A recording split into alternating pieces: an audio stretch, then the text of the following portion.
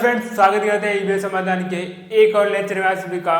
और जो हमारे चला था सेमेस्टर सेकंड की हम अगर बात करें हमारे प्रावस्था साम्य अर्थात फेज इक्विलिब्रियम की हम बात करने वाले हैं। आज हमारा जो टॉपिक है वो टॉपिक है दो घटकों तंत्रों की प्रावस्था साम्य किस प्रकार से होता है। दो घटकों की प्रावस्था साम्य किस प्रकार से होता है। देखिए, अगर हम बात करें तो कोटि ज्ञात करते हैं तो घटकों की संख्या होता है सी की वैल्यू यहाँ पर क्या दिखाई दे रही है आपको 2 सी पी प्लस 2। तो घटकों की संख्या आपको मिनिमम से मिनिमम आपको 2 दिखाई देती है पी और प्लस 2। इसको जब हल करते हैं हमारे पास फॉर्मूला आ जाता है इस प्रकार से, ठीक है। इसमें अगर हम बात करोगे ये फॉर्मूला हमारे पास होता है, जब कोटि ज्ञात करोगे तो हमारे पास फॉर्मूला क्या आता है 4 माइनस पी आता है, ठीक है। ये दो भागों में विभाजित होती है। ये तो आएगा एक परावस्था तंत्र, एक आता है दो परावस्था तंत्र, जिसमें परावस्थाएं क्या हो एक हो और परावस्थाएं क्या हो उनमें दो हो। पहले बात करते हैं हम एक परावस्था तंत्र क्या होते हैं। अगर हम एक परावस्था तंत्रों की बात करोगे आप, जो तंत्र गैसीय हो या क्या हो समभागी ठोस विलयन हो, इन दोनों कंडीशन के अंदर उनकी प्रावस्था क्या होती है एक। पी की वैल्यू यहाँ पर क्या हो जाती है 1 हो जाती है। जब मैं पी की वैल्यू 1 रख देता हूँ तो मुझे स्वतंत्रता कोटि कितनी मिल जाती है 3। अर्थात 3 का मतलब हो गया जो निर्भरता है ना इसकी 3 चरों पर है। निर्भरता कितनी हो जाएगी 3 चरों पर, 3 चर पर। 3 चर कौन से, एक होता है दाब, ताप, वेग, संघटन, ठीक है। 3 प्रावस्थाएं इसकी, तो 3 चर हो जाएंगे, ठीक है। देखिए, जब हम बात करें इन तीनों चरों को हम साथ में लेकर कभी भी अध्ययन नहीं कर सकते, तो इनमें से हम क्या करते हैं साथ में अध्ययन नहीं कर सकते, अध्ययन नहीं कर सकते। इसीलिए क्या करते हैं हम एक चर को हम क्या करते हैं स्थिर, ठीक है। और जो एक चर स्थिर करते हैं ना, वो जो हम प्रावस्था नियम से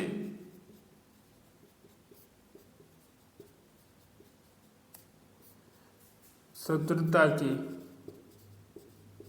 कोटि द्वारा क्या हो जाता है नियंत्रित, क्या हो जाता है नियंत्रित हो जाता है, जिसको हम क्या बोलते हैं, जिसको बोलते हैं हम नियंत्रित प्रावस्था नियम कहते हैं। क्या कहते हैं नियंत्रित प्रावस्था नियम कहते हैं। अब बात आती है कि इसको साथ में अध्ययन क्यों नहीं कर सकते, क्या रीजन है। क्योंकि जब इन तीनों प्रावस्था की आप बात करते हैं इनकी बनती 3D, त्रिविमीय बनती है ये। और त्रिविमीय को हम कागज में तो नहीं दर्शा सकते, कागज के अंदर हम केवल 2D द्विविमीय ये को ही प्रदर्शित कर सकते हैं, दो चरों को ही प्रदर्शित कर सकते हैं, 3D को प्रदर्शित नहीं कर सकते। जिसके कारण हम क्या 2D द्विविमीय के लिए क्या करते हैं एक चर को स्थिर कर देते हैं। वह चर क्या होता है प्रावस्था नियम के द्वारा स्वतंत्र कोटि के द्वारा वो नियंत्रित हो जाता है, जिसे हम बोलते हैं नियंत्रित प्रावस्था नियम कहते हैं। और जो बचे हुए 2 चर हैं उनको हम क्या करते हैं द्विविमीय कागज पर प्रदर्शित करते हैं, जिसे हम क्या बोलते हैं सीमांतिक प्रावस्था नियम कहते हैं। जब हम 2 चरों को कागज पर प्रदर्शित करते हैं उसे क्या बोलते हैं सीमांतिक प्रावस्था नियम कहते हैं, ठीक। अब हमारे पास इसके अंदर एक और जो टर्म रह जाता है परिभाषा संघनित्र तंत्र रह जाता है। अब देखिए, जो एक स्थिर है ना स्थिर तंत्र, जिसमें स्थिर चर रखा है, जो भी आप एक स्थिर चर रख रहे हैं ना वो स्थिर चर का क्या रखते हैं हम दाब को रखते हैं। दाब भी क्या एक स्थिर वायुमंडलीय दाब पर, स्थिर वायुमंडलीय दाब पर, ठीक है। अब जो हम भी स्थिर रख रहे हैं चर, वो चर हम रखते हैं दाब को एक वायुमंडलीय दाब पर रखते हैं। ठीक है, अब इस कंडीशन के अंदर हम क्या करते हैं, उसको एक खुले बर्तन पर रख देते हैं, एक वायुमंडल दाब पर, एक एटमॉस्फेयर पर। ठीक है, इसकी जो वाष्प है ना, वाष्प की जो प्रावस्था है उसको क्या मान लेता हूं मैं, नगण्य। जब मैं वाष्प की नगण्य मान लेता हूं, केवल इसमें बचता है एक तो द्रव बचेगा और क्या बचता है, वे ठोस बचता है। दोनों के दोनों क्या है, संघनित। इस कार्य को क्या बोलते हैं हम, संघनित्र नियंत्रित तंत्र कहते हैं। इस कार्य को क्या बोलते हैं, संघनित। द्रव या ठोस दोनों क्या है, संघनित होने वाली, इकट्ठा होने वाले दोनों क्या है, प्रावस्थाएं हैं। अब हम बात करने वाले हैं दो प्रावस्था तंत्रों की। किसके बारे में बात करेंगे, दो प्रावस्था तंत्रों के बारे में बात करने वाले हैं। प्रावस्थाओं किस रूप में परिभाषित कर सकते हैं, जब हम दो प्रावस्था की जब हम बात करते हैं, किसकी बात करते हैं, जब मैं दो प्रावस्थाओं की जब मैं बात करता हूं तो उनको मैं द्रव्य वाष्प,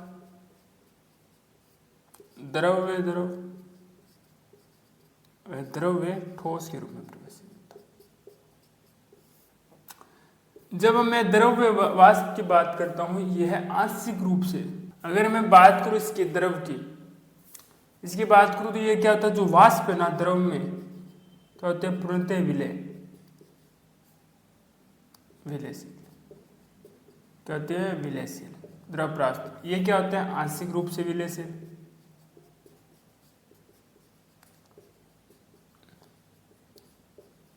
जब मैं द्रव या ठोस की बात करता हूं, ना तो ये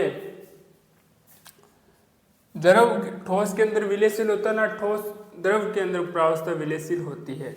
ठीक है, जब दोनों द्रव होंगे तब आपस के अंदर विलयशील हो जाएंगे, जब ठोस होंगे तब आपस में क्या होता है, पूर्णतः विलयशील हो जाएंगे। इसके कारण से इसकी प्रावस्था कितनी रहती है, फेज इसके रहते हैं 2। जब इसके फेज 2 रहते हैं और हम अगर ज्ञात करें तो इसकी कोटि कितनी निकलती है, 2। इसकी कोटि कितनी रहती है, 2 कोटि इसकी निकल जाती है। कोई आ सकता है, कोई ठोस हो सकता है प्रावस्था, यह क्या हो सकती है, वो द्रव हो सकती है। और जब द्रव होंगी तब दोनों क्या होते हैं, अपने पूर्णतः इसके अंदर विलयशील होते हैं और इनकी प्रावस्थाएं क्या रहती है, संतृप्ता कोटि 2 रहती है प्रावस्था के अंतर्गत। अब इसके कुछ मूल बिंदु हैं, उनके बारे में चर्चा करने वाले हैं। अगर 2 घटक तंत्र है, 2 घटकों वाला तंत्र है, उनकी क्या क्या संभावनाएं रहती है।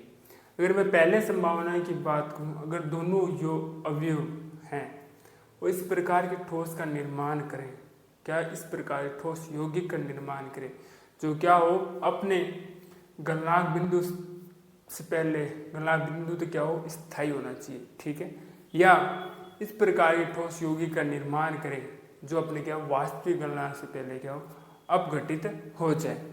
ठीक है, बात करें पहले बिंदु की, जो दोनों अवयव है वो क्या करें, इस प्रकार के ठोस यौगिक का निर्माण करें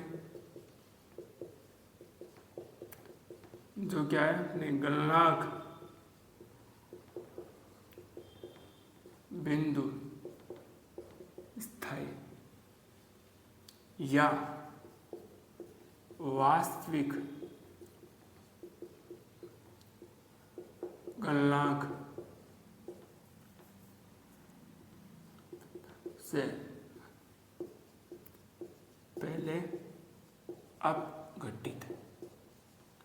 अगर मैं इन दोनों अवयवों की पुनः बात करता हूं तो ये क्या होते हैं, जो ठोस अवस्था प्रावस्था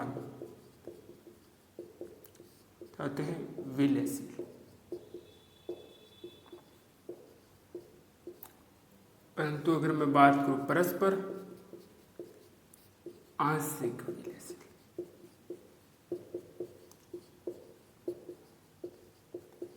जिसके कारण क्या बनाते हैं, एक स्थायी ठोस का निर्माण करते हैं, स्थायी ठोस का। ठीक है, जब आंशिक विलयशील हो तब केवल जो अवयव है ना शुद्ध क्रिस्टल अवयवी क्या हो, शुद्ध जो अवयव है ना उनका क्या हो, क्रिस्टलीकृत हो। ठीक है, शुद्ध अवयव क्या हो, क्रिस्टलीकृत हो। और आगे बात करें इनके जो आंशिक विलयशील होते हैं, ये विलयन का निर्माण करते हैं, इस पर करें केवल संक्रमण ताप पर। किस पर करें, संक्रमण ताप पर। यूटकैटिक का जो अर्थ है वो क्या होता है, जल्दी पिघलना या जल्दी गलना। ठीक है, इसका अर्थ ये होता है जब हम क्या लेते हैं, दो ठोस लेते हैं, ठोस का हम क्या लेते हैं, निश्चित संगठन। संगठन के दो ठोस लेंगे जो निश्चित संगठन होगा, जिनका क्या हो, निश्चित गलनांक होता है। ठीक है, इसके अंदर हम क्या लेते हैं, निश्चित संगठन, निश्चित गलनांक वाले दो ठोस लेते हैं और उन पर ये निश्चित संगठन निश्चित गलनांक पर क्या बनाते हैं, मिश्रण बनाते हैं। ठीक है, यूटकैटिक, जो यूटकैटिक है उसका अर्थ क्या होता है, जल्दी पिघलना। यूटकैटिक का अर्थ होता है, और जब हम दो ठोस लेते हैं निश्चित संगठन निश्चित गलनांक पर मिश्रण बनाते हैं। अब इसी आधार पर हम पढ़ते हैं बिस्मथ व कैडमियम तंत्र के बारे में पढ़ते हैं। इसके बारे में बिस्मथ व कैडमियम तंत्र के बारे में पढ़ते हैं। हम पहले बात करते हैं वक्र एससी की। किसकी बात करते हैं, वक्र एससी की बात करते हैं। देखिए, जब मैं वक्र एससी की बात करता हूं तो यहाँ पर आपको दिखाई देगा बिंदु ए। ठीक है, बिंदु ए दिखाई देगा,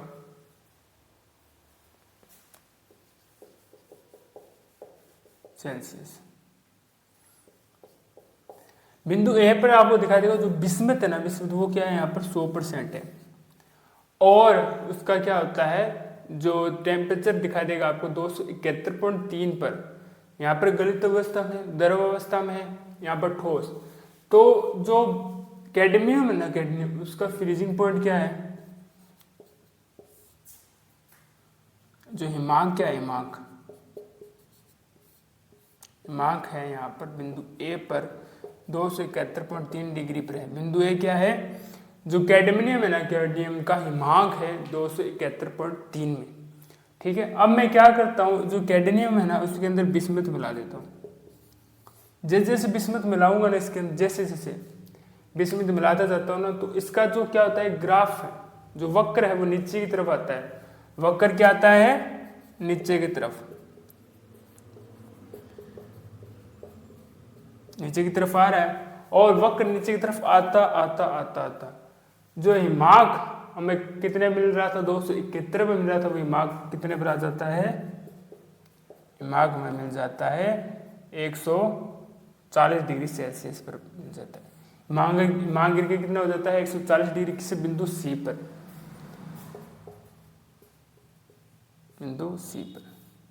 और यहाँ पे बिंदु सी अगर हम देखेंगे ना, बिस्मित यहाँ पर ये क्या है, यहाँ पर देखिए गलित अवस्था मिल रही है ना, यहाँ पर ये क्या है, गलन वक्र है। बिस्मित का ये क्या है, गलन वक्र है। ये हमें क्या है, बिस्मित का गलन वक्र कौन, ए सी। हम देखते हैं, हम बीसी वक्र को देखते हैं। किसको देखते हैं, बीसी वक्र को जब देखते हैं तो यहाँ पर क्या है, कैडमियम 100% है। कितने पर, टेम्परेचर पर 320 डिग्री 9 डिग्री सेल्सियस पर। यहाँ पर क्या है, कैडमियम क्या है, यहाँ पर 100% है। कैडमियम का क्या यहाँ पर क्या है, ये हिमांक बिंदु है। कौन सा बिंदु, बी। ठीक है, अब जैसे जैसे मैं इसमें क्या मिलाता हूँ, बिस्मिथ मिलाता हूँ।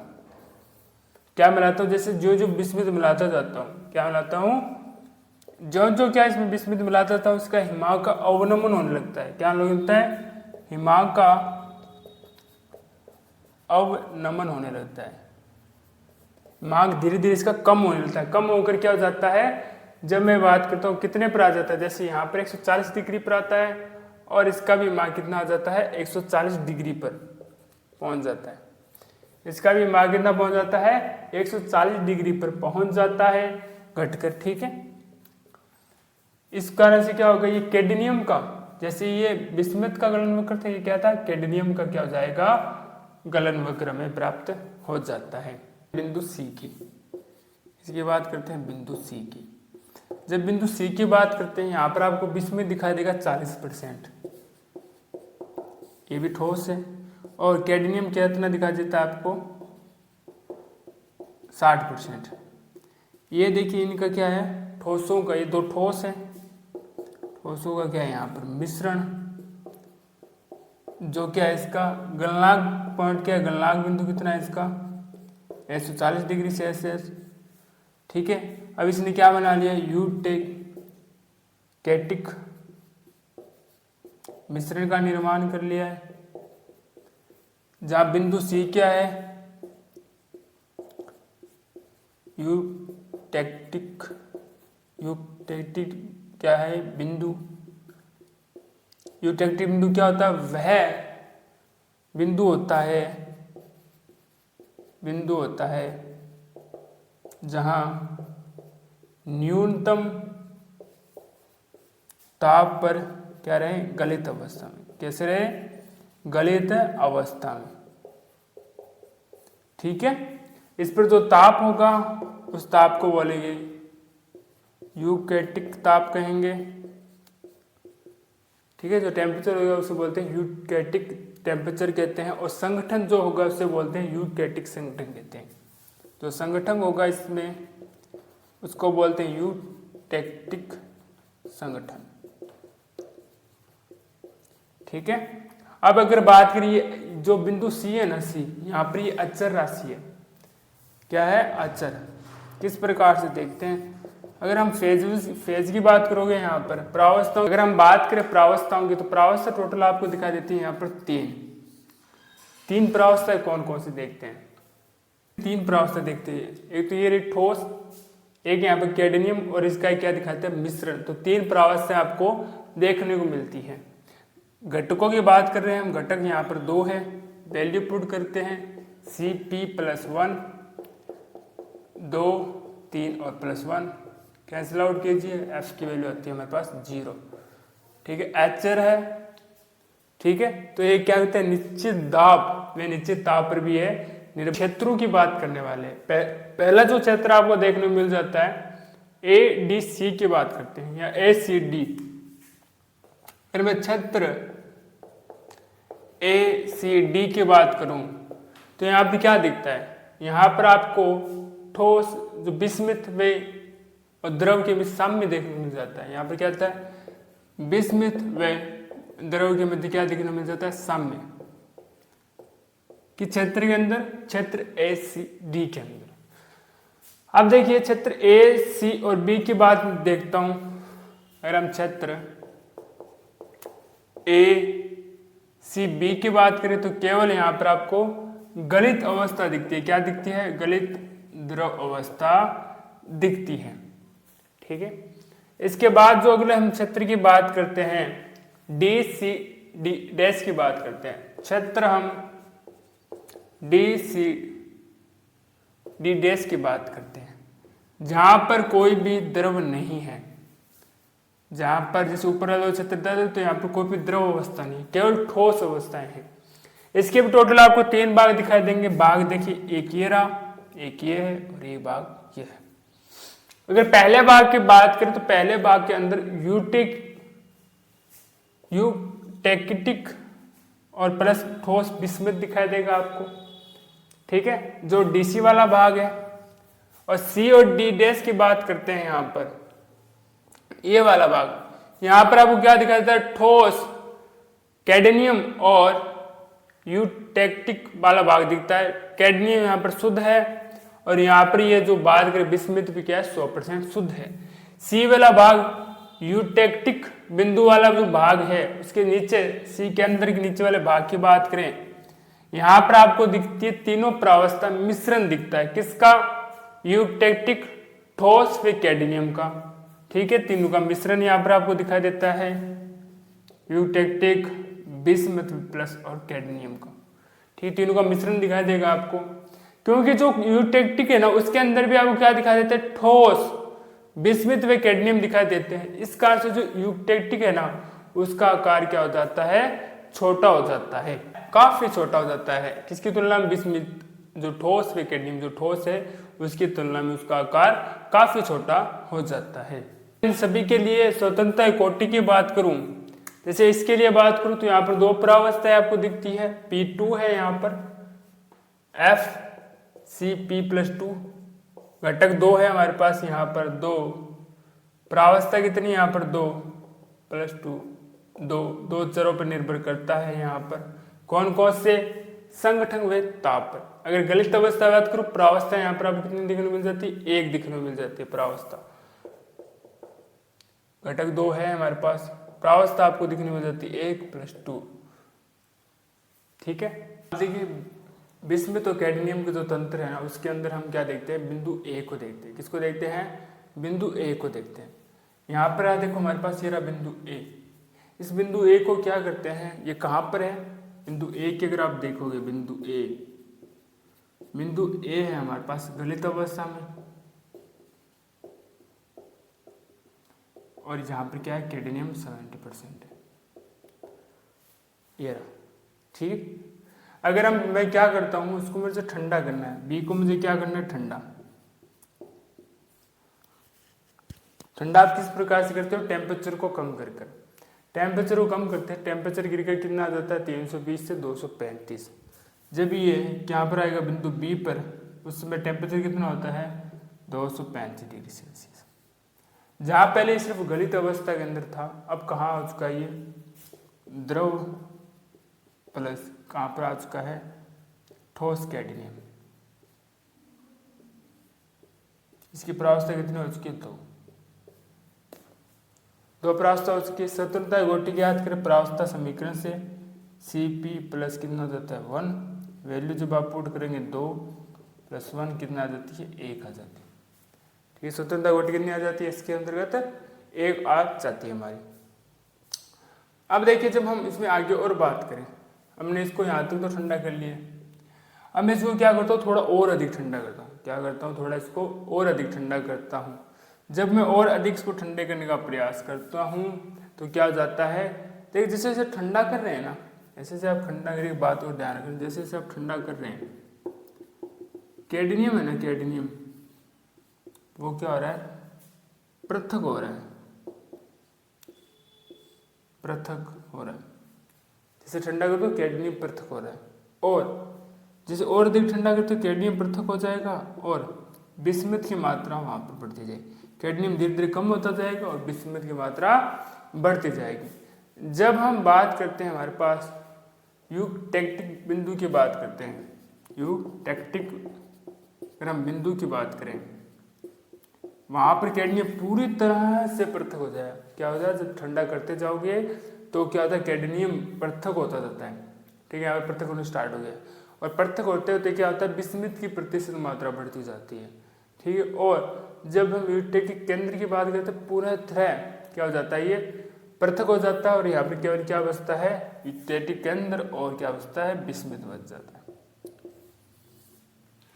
ठीक है। यूटेक्टिक केंद्र और क्या बच जाता है, केवल विस्मित बच जाता है इधर।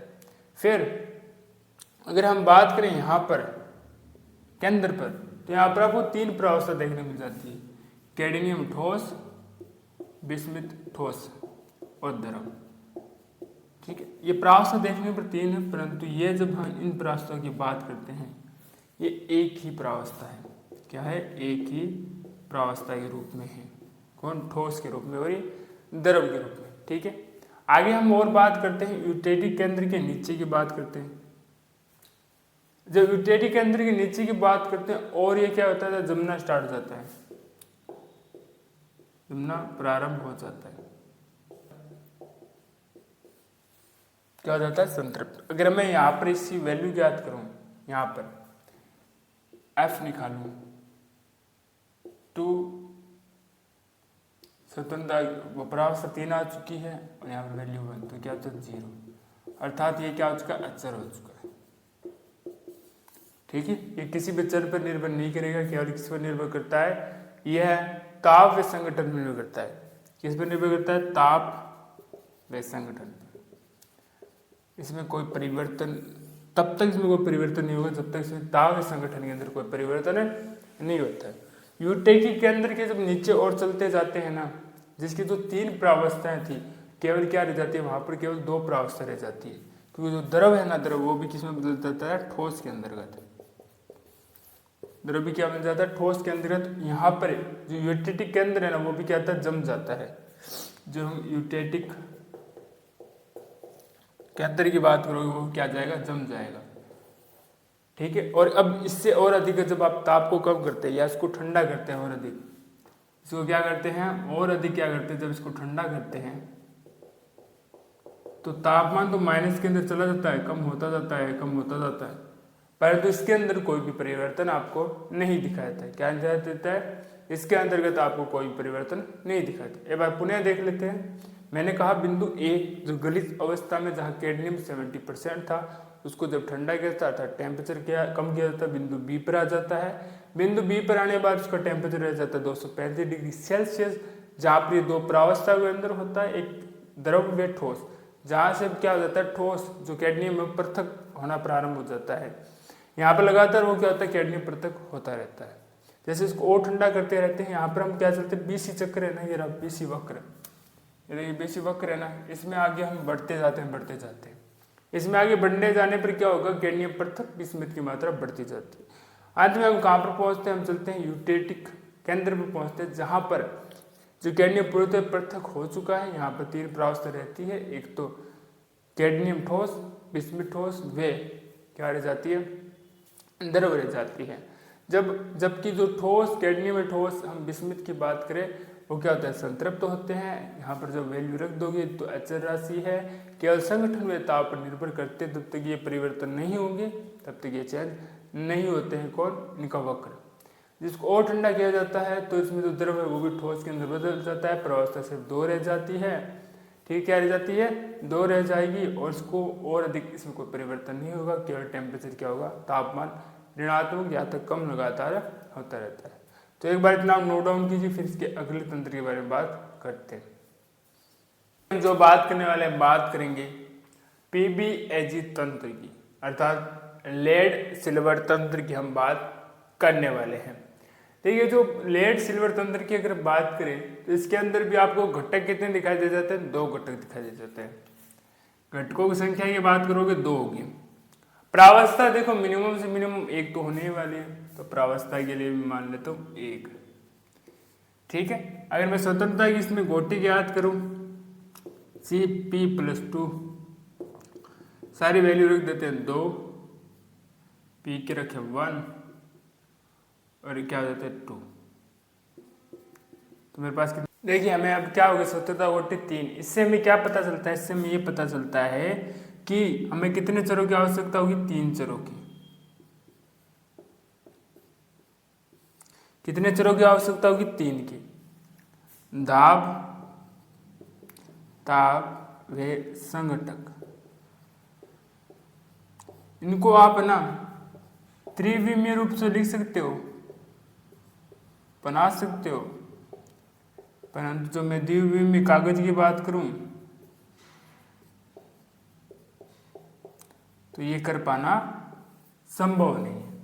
ठीक है, द्विविमीय कागज पर कर पाना संभव नहीं, इसलिए हम क्या करते हैं, दाब या ताप को मैं क्या करता हूँ, दाब या ताप में से क्या कर लेता हूँ, एक को मैं परिस्थिति के अनुसार क्या कर लेता हूँ, स्थिर। ठीक है। बाद में मेरे पास कितनी प्रावस्था रह जाती है, केवल कितनी रह जाती है, दो प्रावस्थाएं रह जाती है। अगर इनको बात करें मैं समानित प्रावस्था समीकरण, हमारे पास क्या होती है, वो होती है हमारे पास FCP+1। ठीक है। अगर मैं बात करूं, घटक तो मेरे पास दो ही होने वाले हैं, 2 P और +1। इसको थोड़ा और करते हैं, हमारे पास आता है 3 SP। ठीक है। अगर मैं वैल्यू रख देता हूँ P, दो वैल्यू रख दोगे तो हमारे पास स्वतंत्रता गोटी आती है 1। अगर मैं रख देता हूँ 1 तो मेरे पास कितनी आती है, 2 स्वतंत्रता गोटी आ जाती है। अब देखिए इसके अंदर हम इसमें देखते हैं, वक्रों को देखते हैं। पहला मैं देखता हूँ वक्र हमारे पास आता है AC। ऐसी वक्र को देखिए, पहले हम किसकी बात करेंगे, AC वक्र को। जब आप ऐसी वक्र के अंदर देखेंगे तो यहाँ पर होता है 100% पीबी अर्थात 100% लेड है। यहाँ पर क्या है 100% लेड अर्थात पीबी। जब मैं इसके अंदर क्या मिलाता हूँ सिल्वर एजी, देखिए जो मैं बात करूँ ना पीबी का, पीबी का यहाँ पर गलनांक बिंदु कितना है वह 337। जब इसके अंदर मैं क्या करता हूं धीरे धीरे क्या मिलाता हूं सिल्वर मिलाता जाता हूं ना, तो इसका कितना गलनांक बिंदु कम होता रहता है, कम होता है तो कितना रह जाता है गलनांक बिंदु कम होते होते कितना रह जाता है केवल 303 डिग्री सेल्सियस। जहां पर अगर मैं बात करूं मुझे बिंदु मिलता सी, बिंदु सी मिलता है। अगर बिंदु सी पर आ जाता हूं वहां पर क्या होता है 2.6% वहां पर क्या मिल जाती है मुझे सिल्वर देखने को मिलती है। क्या देखने मिलती है वहां पर 2.6 मुझे सिल्वर देखने को मिल जाती है। और ये जो वक्र है जिसमें गलनांक इसका कम हो रहा है, अवनमन हो रहा है, इसका कम हो रहा है, तो इसको बोलते हैं एसी का गलनांक वक्र, सॉरी पीबी का क्या बोलते हैं गलनांक वक्र कहते हैं। ठीक है, इसको ऐसी वक्र इसको बोलते हैं पीबी का गलनांक वक्र कहते हैं। इसी प्रकार से हम देखते हैं बीसी को भी, इसको देखते हैं बीसी वक्र को भी। जब बीसी वक्र को हम देखते हैं ना इसमें क्या होता है, इसमें भी सेम होगा। बिंदु बी इसका गलनांक बिंदु है, बिंदु बी क्या है जी सिल्वर की जब बात करोगे कौन सा बिंदु बी कितने पर 961 डिग्री सेल्सियस पर, क्या इसका गलनांक पॉइंट है, मेल्टिंग पॉइंट है। जैसे जैसे इसके अंदर हम क्या मिलाते जाते हैं लेड, गलनांक बिंदु कम होता जाता है, कम कितना हो जाता है कम होते होते ये हो जाता है 303 डिग्री सेल्सियस। कहाँ पर बिंदु सी पर सेम चीज होगी और 2.6% क्या रह जाता है यहाँ पर एजी सिल्वर रह जाता है। अब देखो दोनों परिस्थिति के अंदर मुझे क्या मिलता है बिंदु सी मिल रहा है। जब मैं बिंदु सी की बात करता हूँ, किसकी बात करता हूँ जब बिंदु सी की बात करता हूँ तो यहाँ पर मुझे क्या मिल जाता है एजी सिल्वर मिलता था, जहाँ पर क्या होगा वो 2.6% होगा। ठीक है, और ये मुझे कहाँ पर मिलते हैं यूटेटिक केंद्र में मिलते हैं। यहाँ पर मुझे मिल जाता है यूटेटिक मिश्रण मिल जाता है। मिश्रण क्या होता है जब दोनों ठोस हो गए उनका समान हमें मिलियन मिल रहा होगा, मिश्रण मिल रहा होगा, उसे हम बोलते हैं यूटेटिक मिश्रण मिलता है बिंदु सी पर। अर्थात यहाँ पर सिल्वर और जो पीबी है लेड है उसका मिश्रण मिल रहा है, और जिस बिंदु पर मिलते हैं उसको बोलते हैं यूटेटिक बिंदु कहते हैं। जो ताप होता है उसको बोलते हैं यूटेटिक ताप कहा जाता है यहाँ पर। ठीक है, और अगर हम इनकी परावस्थाओं की बात करें बिंदु सी वह होता है जहाँ पर क्या होता है कि अगर हम यूटेटिक बिंदु की थोड़ी और बात करें या सी बिंदु बात करें तो यहाँ पर क्या होता है कि जो गलनांक है ना गलनांक वो होता है न्यूनतम। ठीक है, गलनांक यहाँ पर होता है न्यूनतम, जहाँ जिससे क्या होता है कि वो आसानी से क्या होते हैं पिघलना प्रारंभ हो जाती है। ठीक है, वह न्यूनतम ताप होता है जहाँ पर जो ठोस है वो क्या होता है पिघलना प्रारंभ हो जाते हैं। अब जब मैं यहाँ पर बिंदु सी की बात और करूँ तो यहाँ पर आपको 3 प्रावस्थाएं देखने को मिल जाती है। कितनी प्रावस्था 3 प्रावस्था यहाँ पर आपको देखने को मिल जाती है। एक तो यूटेटिक केंद्र ठोस वे कैडमियम से पीबी लेड व एजी सिल्वर देखने को मिल जाती है। टोटल प्रावस्थाएं यहाँ पर हो जाती है टोटल 3। अगर वैल्यू यहाँ पर रखता हूँ तो क्या आ जाते हैं मेरे पास 0, अर्थात ये एच राशि है। जब एच राशि होती है एच होता है तो इसका अर्थ क्या होता है ये निश्चित संगठन व ताप पर निर्भर करता है। इसमें कहता है संगठक निश्चित संगठन व ताप पर निर्भर करता है। इसका निश्चित संगठन तो है ही क्योंकि इसने यूटेटिक मिश्रण बना लिया है, और ताप की बात करें टेम्परेचर की बात करें तो 303 डिग्री सेल्सियस आपको दिखाई देता है। बात करते हैं, कुछ क्षेत्रों की हम बात करते हैं। जैसे पहले अगर हम क्षेत्र की बात करें, यहाँ पर आपको दिखाई देगा BCD डैश की बात करते हैं। किसकी बात करोगे? ठीक है, हम दो क्षेत्रों की बात करने वाले हैं। एक हम बात करने वाले हैं यहाँ पर AC व D की।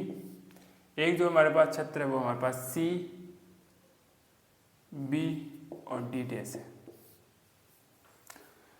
जब आप दोनों अवस्थाओं की जब बात करते हैं, यहाँ पर क्या बात करते हैं? दोनों अवस्थाओं की हम यहाँ पर जब बात करें, हम बात करते हैं इसमें क्षेत्रों की। वक्र की बात कर लिया, अब किसकी बात करते हैं? क्षेत्र की बात करते हैं।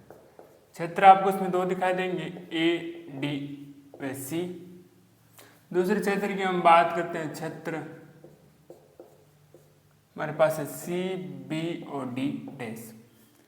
अगर मैं पहले क्षेत्र की बात करता हूँ, ADC की जब बात करूँ, तो आपको दिखाई दे रहा है ये ठोस है और ये द्रव है। यहाँ पर भी ये ठोस है, यहाँ पर भी द्रव है।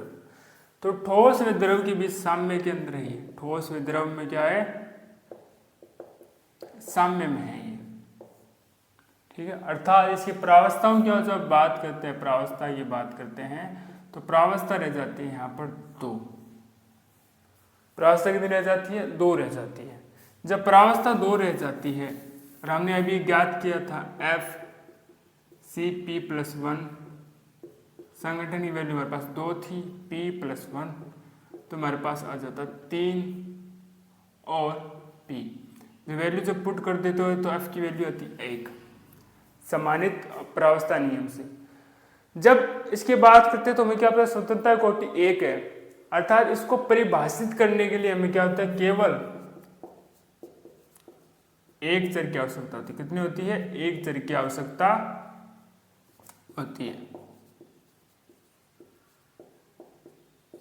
एक चर के द्वारा हम इसको परिभाषित कर सकते हैं, इस भाग को, क्षेत्र को। ठीक है, आगे जब बात करते हैं इसके अंतर्गत, हम बात करते हैं बिंदु T।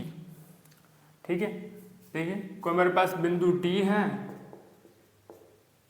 और T टेम्परेचर डिग्री सेल्सियस पर है। उसमें मुझे पूरे तंत्र की व्याख्या करनी है। क्या करनी है? तंत्र की जानकारी प्राप्त करनी है। किस प्रकार से प्राप्त करूँ देखते हैं। सर्वप्रथम मैं क्या करता हूँ, इससे जो बिंदु T है ना, उस पर क्या खींच देता हूँ? एक SU क्षैतिज रेखा खींच देता हूँ। क्या खींच देता हूँ? क्षैतिज रेखा। ठीक है, खींच दी है। क्षैतिज रेखा की विशेषता क्या? देखो, ये क्षैतिज रेखा है ना, जो BC आपको दिखाई देगा ना वक्र, उस पर कहाँ पर काटती है? S पर। और B D डैश की बात करोगे, उसको कहाँ पर काटती है? U पर काटती है।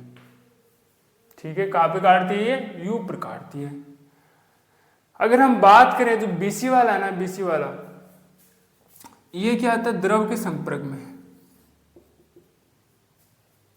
द्रव की सीमा रेखा है। क्या हो सकती है? द्रव की सीमा रेखा।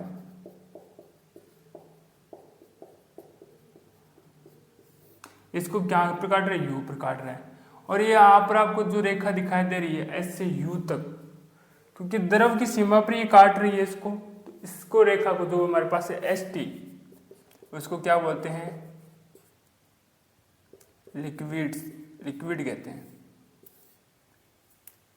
लिक्विड्स कहते हैं, लिक्विड्स कह सकते। ठीक है, और जबकि जो हमारे पास BDC रेखा है, जो ठोस वाली जगह है, ठोस रेखा है, ठोस की सीमा है, सीमा रेखा है, उसको कहाँ पर काट रही है? सॉरी, S पर काट रही है। कहाँ पर काट रही है? U पर। तो क्या हमारे पास TU है, उसको क्या बोलते हैं हम? जो सॉलिड है तो सॉलिड्स कहते हैं। अब जो क्षैतिज को मैं बात करूं, ST प्लस TU जो इक्वल बनाती है हमारे पास SU, इसको हम क्या बोलते हैं? इसको बोलते हैं हम टाई रेखा। इसको हम क्या बोलते हैं? टाई रेखा कहते हैं। अगर मैं ठोस व द्रव ST और TU का जब मैं अनुपात लेता हूं, मुझे ठोस व द्रव का क्या मिल जाता है? ज्ञान हो जाता है। क्या हो जाता है? जब इनका मैं लेता हूं अनुपात मुझे पता चल जाता है ठोस द्रव का क्या जाता है ज्ञान। ठीक है, अब मैं क्या करता हूं उसको ऊर्ध्वाधर रेखा, ठीक है, एक लाइन खींचता हूं कहां पर, टी से लंबी रेखा जो इसको कहां पर काट रही है, अगर देखोगे सी डैश डी सी पर, इसको कहां पर काट रही है, आर पर। अगर मैं यहां पर बात करूं आर पर, अगर यहां पर मैं अनुपात लूं तो मुझे किसके ज्ञान हो जाती है, संघटक के भी ज्ञान हो जाता है। इससे क्या तात्पर्य, अगर किसी आपको कोई बिंदु दिया गया, उस पर टेम्परेचर दिया गया है कोई भी, तो आप तंत्र की पूर्ण जानकारियां प्राप्त कर सकते हैं। ठीक है, अब देखिए हमारे पास एक और क्षेत्र हमारे पास आता है, डी सी डी डैश आता है। ठीक है, जब इस क्षेत्र की जब हम बात करते हैं तो ये कुल भी कितने भागों में टूटा है, 2 भागों में टूटा है इस प्रकार से। अगर पहले भाग की हम बात करें, जो हमारे पास डी सी वाला भाग है, इसमें अंदर क्या है, ठोस पीबी और यूरेटिक का मिश्रण है। क्या है इसमें, ठोस वे क्या है, यूरेटिक का मिश्रण आपको दिखाई देता है। जबकि सी डैश की बात करोगे, ठोस सिल्वर व यूरेटिक का इसमें क्या दिखाई देता है, आपको मिश्रण दिखाई देता है। ठीक है, इससे हमें पता क्या चलता है, पता करने की बात करते हैं, हमें क्या जानकारियां प्राप्त होती है। अगर यहाँ पर लिखा है ठोस पीबी और यूरेटिक तंत्र लिखा गया है, और यहाँ पर यूरेटिक तंत्र क्या था, मिश्रण की बात करते हैं। जो ठोस पीबी आपको दिखाई देगा, लेड दिखाई देगा, उसके क्या होता है, क्रिस्टल का आकार क्या होता है, बड़ा होता है। किससे, जो हमने यूरेटिक, जो पीबी और सिल्वर, जो लेड और सिल्वर का जो मिश्रण बनाया था, उनकी क्रिस्टलों से इनका आकार बड़ा होता है, ये तात्पर्य इसका। अगर मैं यहाँ पर बात करूं, जो ठोस एजी है ना, उसकी क्रिस्टल का आकार बड़ा होता है। किससे, जो हमारे पास सिल्वर और पीबी के यूरेटिक मिश्रण के द्वारा जो हमारे मिश्रण बनाया था, उनसे इनका आकार बड़ा होता है। ठीक है, इनका आकार क्या होता है, बड़ा होता है। अब दोनों परिस्थितियों के अंदर देखोगे ना, तो इनके संगठन क्या होते हैं, भिन्न भिन्न होते हैं। संगठन क्या होते हैं, भिन्न भिन्न, क्योंकि ये 100% शुद्ध क्या है, ठोस है। जब इसका आप समभागी विलयन बनाओगे तो इसमें कोई भी ठोस अवस्था नहीं होगी। क्यों नहीं होगी, क्योंकि ये स्वयं क्या है, 100% है। और ये सब क्या होते हैं, एक चर तंत्र होते हैं। तो हम इसकी देख लें, व्याख्या भी देख लेते हैं किस प्रकार से होते हैं।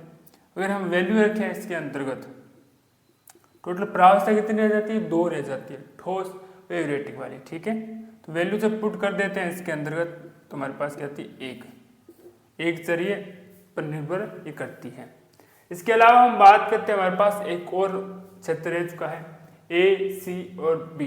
ये केवल क्या होता है, द्रवित अवस्था होता है। इसमें केवल क्या होता है, लिक्विड फॉर्म पाया जाता है, गलत अवस्थाएं हमें दिखाई देती है। हम जो बात करने वाले हम बात करेंगे लेड का विरजतनीकरण हम बढ़ने वाले, किस प्रकार से होता है। ये जो लेड का विरजतनीकरण है ना, ये हम करते हैं पैटिसन प्रक्रम से।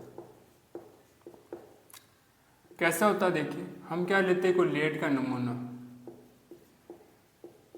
उसके अंदर क्या लेते हैं, 0.1% से भी कम सिल्वर की मात्रा। उसको क्या करते हैं हम, बहुत अधिक गर्म करने पर किसमें बदल जाता है, वो द्रव के अंदर बदल जाता है। जैसे यहाँ पर अगर रखिए, इसको x पर था, यहाँ पर क्या पता आपको, संगठन इसका निश्चित रहता है। संगठन क्या होगा, इसका निश्चित। ठीक है, जब अब इसका क्या करते हैं, जो द्रव है इसका करते हैं शीतलन।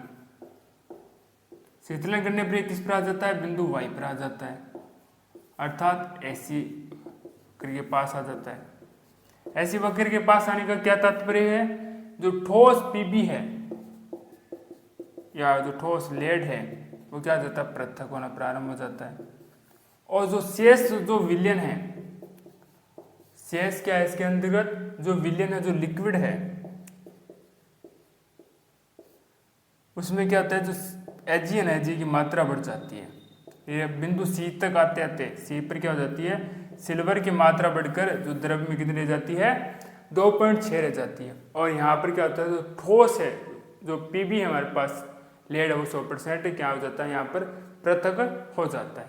यही हमारे पास क्या कहलाता है, लेड का विरजितीकरण कहलाता है। आशा करते हैं आज का लेक्चर आपको अच्छे से समझ में आया होगा। फिर भी मन के अंदर कोई डाउट्स है तो कमेंट लिख दीजिएगा। मिलते हैं आपको एक नए और टॉपिक, नए और लेक्चर में। तब तक के लिए धन्यवाद।